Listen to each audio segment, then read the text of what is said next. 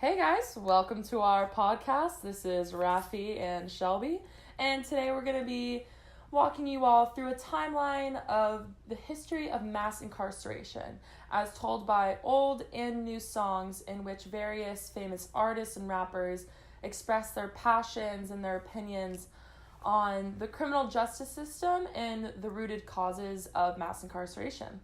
Many of these songs will include themes related to the readings from class, guest lectures, and the novel that Professor Hernandez wrote, City of Inmates. We will also be choosing very powerful songs that pinpoint what $1 Million Hoods is all about. We began this class learning about white settler colonialism, and this is when populations remove previous people from land and replace that previous population with a new one. It is fueled by a hunger for power and sovereignty over its ruled people at the expense of eliminating those prior to them. Let's start from the very beginning when the Spanish colonized America and mistreated and enslaved indigenous peoples. So the first song is called My Land by Litefoot. Perfectly illustrates what Native Americans endured due to the stealing of land and the elimination of their culture due to the Spanish settlers. Also, I'm going to mention that this song isn't included in the playlist, and that's just because it's not on Spotify. I can only find it through YouTube. This was written by, I believe, a Cherokee Indian, and I really just wanted to point out these lyrics where he says, "Forget a treaty. I still call them all crooks." And that part, he's just kind of saying like, okay, they signed away their land, but they stole it from them. And mentions like he twists the original traditional this land is my land, this land is your land that we all learned when we were little, and he changes the lyrics to this ain't your land, this is my land, referring to the white settlers that seized and stole it from him, aka the rest of Native Americans. And as we move on to Du Bois, we read that in Albany, white settlers removed Indians onto Indian territory to claim land and run profitable cotton plantations, and that's where we kind of like move on to the Black Belt. Du Bois describes the Cotton Kingdom as a shadow of a marvelous dream. This shade of darkness casted over the kingdom, or cotton plantations, are the overworked, enslaved African-American plowman.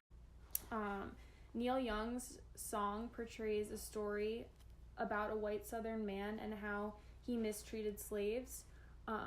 We'll state the first two verses because it's a great portrayal of a white man in the South using free labor for his plantations, missionaries, and the Ku Klux Klan practices. And we're just going to talk about how he said, Southern man, better keep your head, don't forget what your good book said, where he refers to like, he was referring to the Bible and like serving for God and not sinning, yet they're choosing to enslave other people, and it kind of like goes against their morals. And then he also talks about, I saw cotton and I saw black, tall white mansions and little shacks, and that kind of just reminded me of when I learned about missionaries in like the 4th grade, because I grew up in Southern California, so we learned about the history of California, and we talked about like all these missionaries and they're spreading Christianity, and no one really talked about how they're really also enslaving indigenous people and stuff like that. And that kind of refers to Edgar Perez when he talked about I might be pronouncing this wrong, the Tonga Nation. I'm sure I'm pronouncing that wrong. And just talking about all the missionaries that came to California in the 1700s and how they were promising all these native people life everlasting. Just really used the missionaries for controlled agriculture and showed Gabrielino how to be farmers and like go over livestock and crops, and essentially with the missionaries they were seizing land from native peoples. As we move on to the mid-1850s and the Jim Crow South, the emancipation of slavery took place, but that did not end racism. In fact, the Jim Crow laws were still very apparent, especially in the South. There was still unfair lynchings, and these murders happened every few days, even involving children. They were usually very sexual and violent and could be triggered by any custom, such as playing baseball or going through a wrong door. There were numerous festivals of violence, and in this next song, in Brockhampton's song Fight, he mentions the dark history of his culture's past in the lyric, When I grew up, I learned what racism was and teaching it does. And like my teachers would say, little black boys have a place in the world, like hanging from trees or dead in the street. Very gruesome lyrics, I must say. In a guest lecture by Professor Bill Devrell of USC, he discusses the American West in the Jim Crow era. He says that California became a free state, however, it barred African Americans from freely moving there. Approximately 200 enslaved people were brought to California. In the song California Cotton Fields by Merle Haggard, she's talking about how her dad was moving the family from Oklahoma to California. And she said this happened during the spring of 43, so it was really around that time. And the one lyrics that really stuck out was California Cotton Fields, where labor camps were filled with weary men with broken dreams. California cotton fields, as close to wealth as daddy ever came. So it's really just talking about how they're being used for this free labor to build up California in a way. And as referring to city of inmates, they talk a lot about how Los Angeles was a city that was essentially built upon reliance of incarcerated people. Of course, this is post-emancipation, so they really relied on people who were imprisoned, and they used them as convict laborers, and that was really what built up the city within the United States. So the immigration control rose as mass numbers of people were placed in detention centers. The deportation centers were mainly filled with indigenous people, illegal immigrants, and black communities. Many also faced deportation to their native countries. Immigration control is another way of removing unwanted peoples from land, tying back into settler colonialism. Even now, in 2019, President Trump has vowed to crack down on illegal immigrants and find tactics such as building a wall on the United States and Mexico border. And to build on that, you can refer to YG's song in the playlist called FDT that goes into a lot more depth of what he thinks about Trump's views on minorities and building the wall and stuff like that in present day. This, like during the time of the war on drugs, is an attempt to make society a safer place, as people believe that immigrants are the ones that bring in drugs and crime to the states. A great song that represents the American attitudes towards immigration and the removal of immigrants in America is a song called American by Macklemore.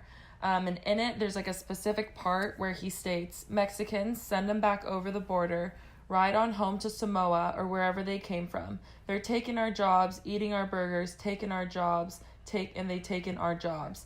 Macklemore puts a comedic twist on the unfair discrepancies of attitudes people have in America as far as minorities go. He takes it from the point of view of a white traditional American man with a country accent who loves two things, football and his country. He states, I pray the Lord that the Cowboys win and beat the hell out of them damn Redskins, which I see to be very metaphoric for a man watching football who is also cheering for the white man to beat the indigenous people, in this case, Cowboys versus Redskins, which is a very smart way for a visual to show the negative attitudes towards indigenous people. President Nixon declared a war on drugs in the early 1970s. This was met with increased incarceration rates for those selling and distributing drugs. Policing of drugs increased as the Federal Drug Control Agency grew in numbers. They severely raised surveillance, and more extreme measures were taken against those arrested on drug-related charges, such as longer sentencing. In City of Inmates, Professor Hernandez references the Harrison Act, which banned and punished the possession or distribution of unregistered narcotics. In High Power, Kendrick's lyrics say that instead of a war on poverty, they got a war on drugs so the police can bother me. He says this to bring attention to how the government is doing very little to intervene with the poverty line that many minorities are falling under. Instead, they are allocating their resources to fight the war on drugs as an excuse to arrest colored people on these nonviolent charges. In Juicy J's song Don't, he says, Black man, born with a target on his back, standing with his hands up, screaming, don't shoot. Biggest gang in America, the boys in blue. In this part, when he says, biggest gang in America, the boys in blue, he is referring to the police departments, which have began cracking down and arresting gang members. He ends this verse with, 'cause that black man could have been me or you, implying that African Americans are heavily targeted by the boys in blue. The police departments.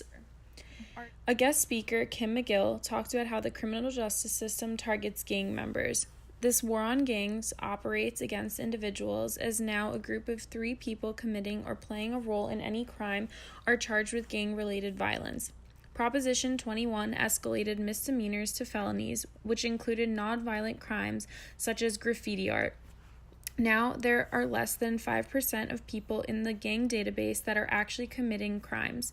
Taggers, people who graffiti and leave their initials or name on the art that they do, are now labeled as gang members. This leads to about 250,000 people being tracked in the gang member database, as he ends the verse with, "'Cause that black man could have been me or you," implying that African Americans are heavily targeted by the boys in blue, meaning police departments and getting shot and killed is something that these communities are unfortunately on high alert for. As we move forward into present day, we start to see how these things now affect the housing in Black Los Angeles. Guest speaker Mark Vestal talked a lot about Eviction Day, which happened in the 1930s. It was 1938. And it was where tenants were getting evicted for non-payment of rent, even though they were paying off their houses in 1929. He also talked about a man named George Farley who responded in a lot of outrage because he was being kicked out of his home. And he picked up a shotgun and shot the marshal in the street, then killed another deputy. This then ended up in clouds of tear gas and ended up with George shot. And this story just really reveals the relationship of violence that was centralized over the home, land, and housing in Los Angeles. There's a couple songs in the playlist that help paint the picture of the homelessness and poverty in LA. A really good one is Welcome to LA. It's by Oliver Tree. And it just talks a lot about the homelessness. He quotes in one verse, "Mr. Hollywood with the pockets fat, drug addicts in a sleeping bag," and then keeps on saying, "It's all bad, it's all bad." Another really good one is called Black and Browns, and that's by YG as well. And here it says, "To me, we were out here hustling for the mortgage. F what you think we're crossing the border for." So here he's literally explaining how hard they're working just to pay their rent. Later in the verse, he also says, "Those assholes payment under the table, that won't last a while. Those jobs getting passed around, they dog our people. Why we gotta look for work at Home Depot." And this ties into when Mark Vestal was talking about how George worked various jobs. He had various odd jobs, and I think that a lot of people in his community had to do that. He was a truck driver. He got $125 a month. He was also a day laborer for $5 a day for a cement company, and he also repaired rooms. And then in the song, it's also saying, like, these are under the table payment jobs. It may bring in income for now, but that's not a trustworthy source's income. And I think then that also ties into, again, the drug dealing and how they're working all these odd jobs, and it's not a steady source of income. They turn to drug dealing where they can make money.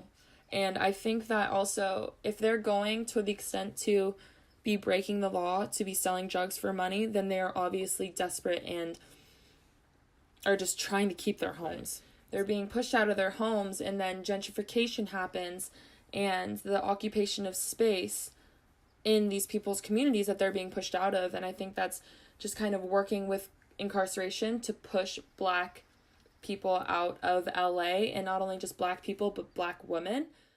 There was another guest speaker, her name was Whitney Richards, and she talked about the Black feminine genealogies of displacement in LA.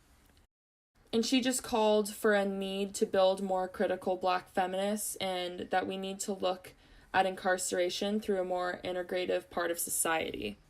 And for this subject, we picked one song about gentrification. There's a couple in the playlist, but this one's called "The Hood Ain't the Same," and that is by Dre's. In that he's saying, "We used to own our homes, now we're all renters. Got folks moving south like birds for the winter. They asked Mama to sell her home. She said no. But then we had to shake them when property taxes rose." And I think that song just ties in really well to how these minorities are being pushed out of their homes. And one way to do it is obviously they're raising taxes and raising rent on their houses. We also chose a song by Beyonce for the talk by Whitney, and that is Freedom. And in it, she's saying, freedom, freedom, I can't move. Freedom, cut me loose. Freedom, freedom, where are you? Because I need freedom too. So in Beyonce's song Freedom, the chorus portrays the pleading that women also need from incarceration and racism. When she states, because I need freedom too, that highlights that she's calling for help as well, and essentially calling for attention to Black women, and it is a feminist movement to be free from incarceration and discrepancies in society that are given to them socially and economically. As it becomes clear through the evidence displayed in the songs that we've presented, it's very easy to say that disproportionate incarceration is deeply rooted in the past. The Spanish were at the top of the chart. People of African descent were very marginalized.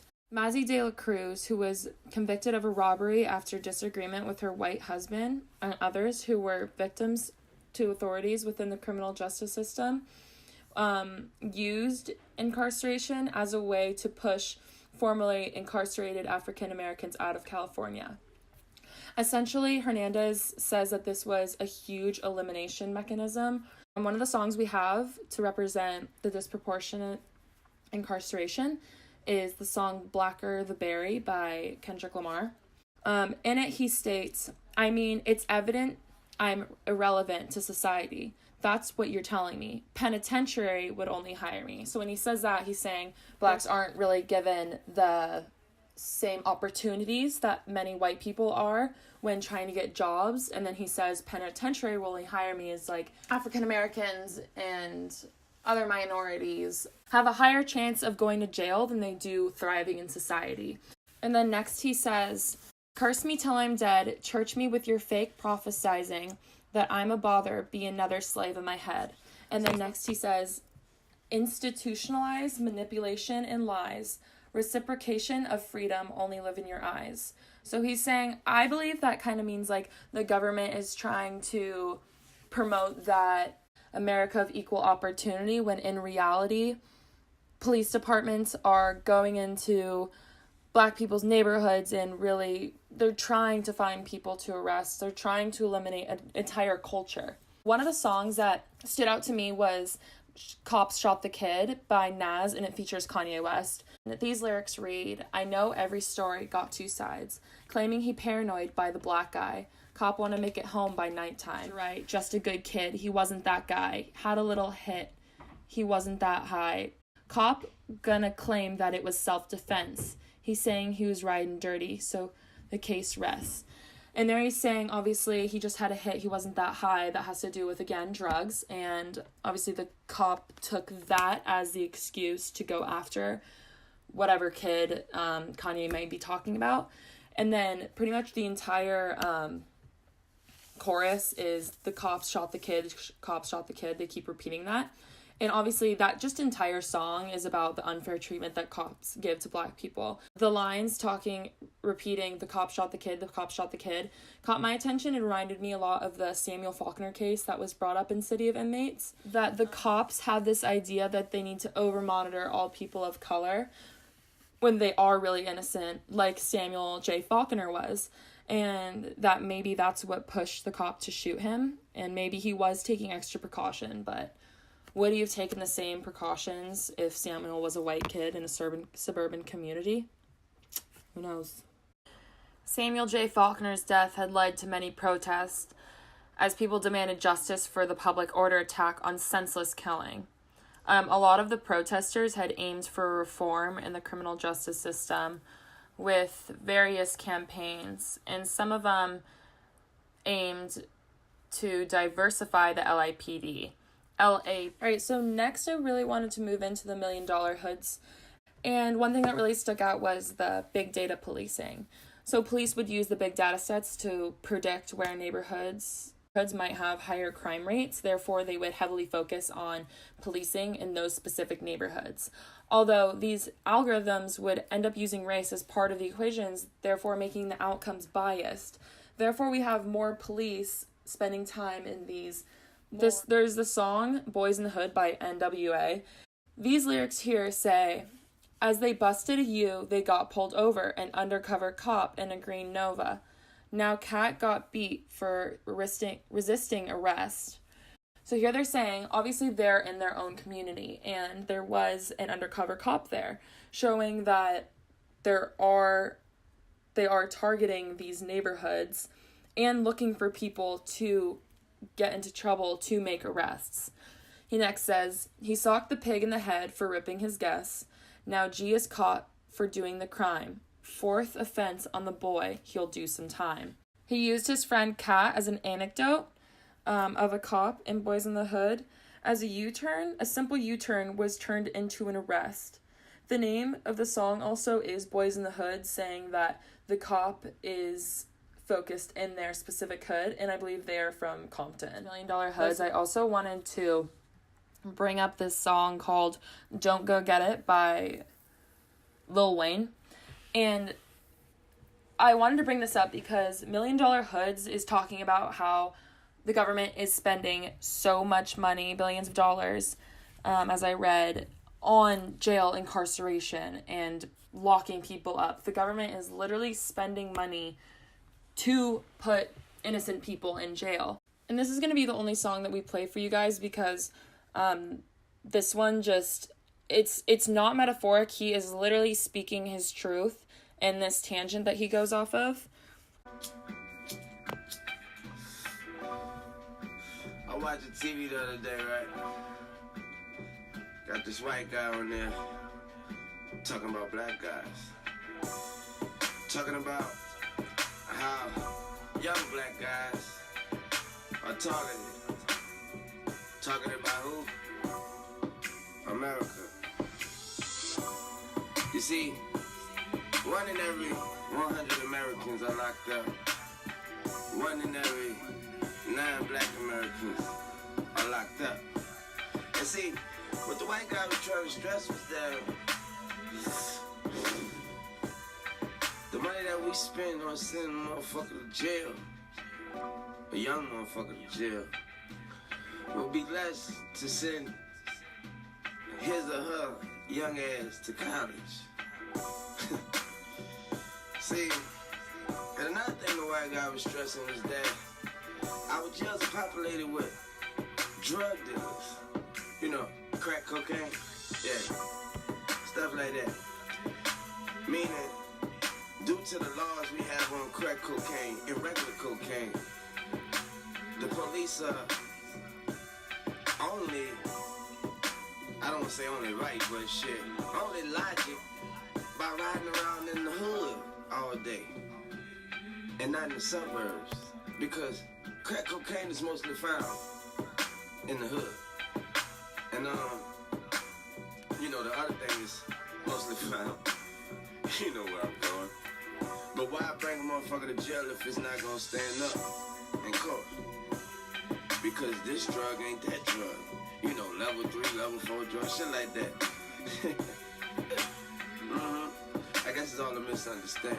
And I sit back and think, well, shit, us young motherfuckers, you know, that 1 in every 9, we probably only selling the crack cocaine is because we in the hood. And it's not like your suburbs. We don't have the things that you have. Why? I really don't want to know the answer. But, I guess we just misunderstood, huh? Yeah. You know, we don't have room in the jail now for the real motherfuckers, the real criminals, you know, sex offenders, rapists, serial killers, shit like that. Oh, don't get scared. Don't get scared. I know you saw one of them sex offender papers. So I really like how, first of all, I mean, he ties every point together from $1 Million Hoods and what they're talking about, and he says it from his real, raw perspective, which I love. And I like how at the end he kind of brings together, well, what about the rapists, the serial killers, and all that? And it's like, we had this conversation in our discussion talking about the prison abolishment and how can we get rid of prisons and just like create this re-correctional program, and it's like, okay, but what about the rapists and serial killers? Like, what are we gonna do with them? And it's like, they actually, I think in the discussion we kind of came to the conclusion that, well, those people do belong in prison. Like, I believe that you can fix someone, or not even fix someone, I feel that you can correct someone if they're selling drugs. I think that is a very correctable crime, and most of them are doing it because that is how they're trying to make a living. It's not because they have a psychological problem. It is because they might be trying to support a family or pay their rent. The killers are the ones who do belong in incarceration, yet so many people who are caught for selling crack cocaine and marijuana are the ones locked up. And he was also talking about they're spending more money to send people to jail than they are in the education systems. And then I think that perfectly ties in school to prison pipeline, which are these practices in schools where they are heavily punishing these students, one for even just dropping a piece of cake on the floor. And I think they expelled her or suspended her. And then also dropping students because they have low test scores to make their school look better. It's feeding children onto the streets and turning to the streets so they can then make these offenses. As we head towards the end of our podcast, we wanted to end it on more of a light note, kind of like how Professor Hernandez did in her book City of Inmates, where she ended with the Rebel Archive. In the Rebel Archive, it was pretty much just a lot of different methods as a forefront to fighting a broken system. And I think that's kind of what a lot of these songs are doing. They're all seeking justice. I thought we would end it off with the song Wednesday Morning by Macklemore. In it, he says, "Humanity is a privilege, we can't give in. When they build walls, we'll build bridges. This is resistance, we are resilient. When they spread hate, we shine brilliant. March by the million." I think that's just a beautiful way of saying that we need to all come together, no matter what our race is, and create a more equal foundation for anyone of any race to live and prosper in their communities. We need, hopefully by taking those steps, we can begin to deteriorate the racism and bring mass incarceration of minorities to an end. Anyways, we hope you learned a lot from these songs and you guys learned more about the history of mass incarceration and the effects that it had on so many people living not in just Los Angeles, but all throughout America. By doing this project myself, I learned a lot about the songs that honestly I was already a fan of. The research for this project was pretty extensive, but towards the end I found myself listening to my own playlist on Spotify and hearing lyrics from these rappers that perfectly went with this project, and it really made me think, wow, like the audiences of these rappers, mostly being millennials, and listening to the poetry behind so many of these songs. Because through them, I think that these rappers and singers can really shift the paradigm from racism and unjust practices within our government and police forces to create equality and chances for growth within communities of minorities in LA. Thank you. Like, amazing.